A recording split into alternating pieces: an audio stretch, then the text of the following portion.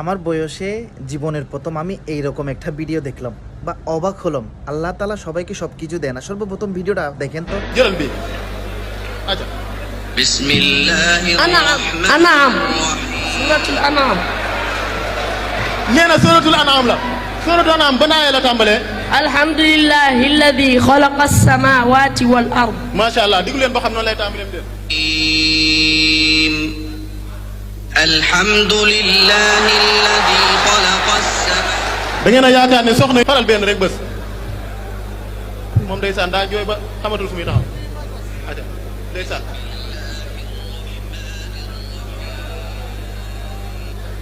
bismillahir rahman. anfal suratul anfal. nee na suratul anfal la. suratul anfal fan la tàmbalee. yasalunaka anil anfal. waaw. wallahu bi kulli shay'in alim. baraatul moo si topp ñëpp xam nañ loolu. nee na nag anfal la diggu leen. inna allah rahim.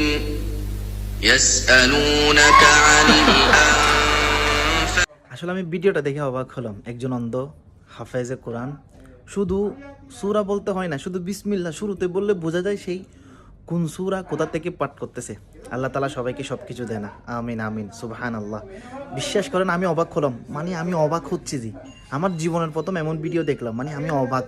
সুবহানাল্লাহ। আল্লাহ তাআলা সবাইকে সবকিছু দেয় না, কিন্তু সব আল্লাহর নিয়ামত রহমত। সুবহানাল্লাহ।